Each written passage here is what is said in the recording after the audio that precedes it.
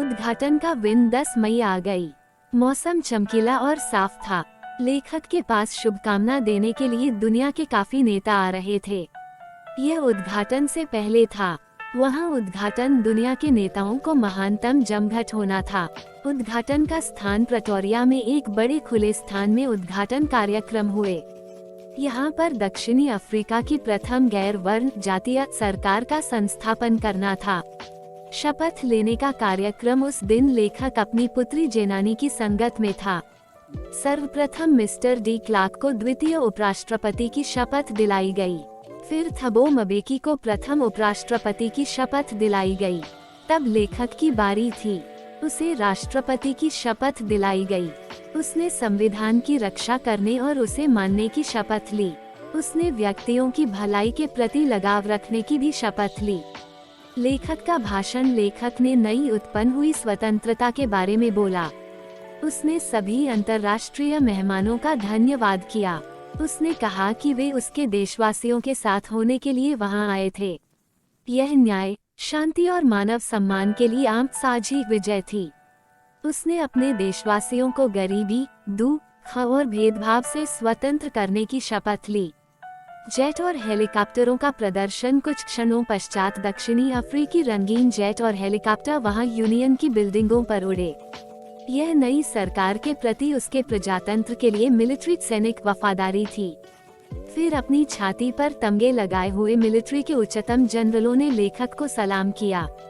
उसने सोचा कि काफी वर्ष पहले उन्होंने उसे गिरफ्तार कर लिया होता। राष्ट्रीय गान का गाना। लेखक के लिए दिन को 2 राष्ट्रीय गानों द्वारा प्रतीकात्मक किया गया। गोरों ने नकोसी सिकेलल गाया और कालो ने डाई स्टैम्प गाया। ये गणतंत्र के पुराने गान थे। लेखक के विचार। उद्घाटन के उस दिन लेखक ने इतिहास के बारे में सोचा। पहले दशक में दक्षिणी अफ्रीका के व्यक्तियों ने अन्य काले व्यक्तियों के साथ अपने भेदभाव समाप्त कर लिए थे। उन्होंने अपनी श्रेष्ठता के सिस्टम को भी बना लिया था। यह सर्वाधिक सख्त समाजों का आधार था। अब यह व्यवस्था समाप्त हो गई थी। अब यह व्यवस्था थी जो सभी व्यक्तियों के अधिकारों और स्वतंत्रता को पहचानती थी। लेखक का पश्चाताप। हजारों व्यक्तियों की कुर्बानियों के पश्चात यह शुभ दिन आया था। लेखक ने स्वयं को उन सभी व्यक्तियों का निचोड़ माना। उसे कष्ट था कि वह उनका धन्यवाद नहीं कर सकता था। स्वतंत्रता सेनानियों को याद करना। रंगभेद की नीति ने उसके देश और उसके व्यक्तियों के अंदर काफी समय तक रहने वाला घाव उत्पन्न कर दिया। इस नीति ने महान स्वतंत्रता सेनानी उत्पन्न किए थे। ये थे ओलिवर ताम्बोज, वाल्टर सिसुलिस, चीफ लथुलिस, यूसुफ डाडूस आदि। वे असाधारण उत्साह, बुद्धिमत्ता और उदारता के व्यक्ति थे। देश खनिज पदार्थों में अमीर था, परंतु इसका महान धन इसके व्यक्ति थे। उत्साह की परिभाषा। इन व्यक्तियों से लेखक ने उत्साह का अर्थ समझा। उन्होंने अपने जीवन को खतरों में डाला। उन्होंने काफी संताप सहन किए।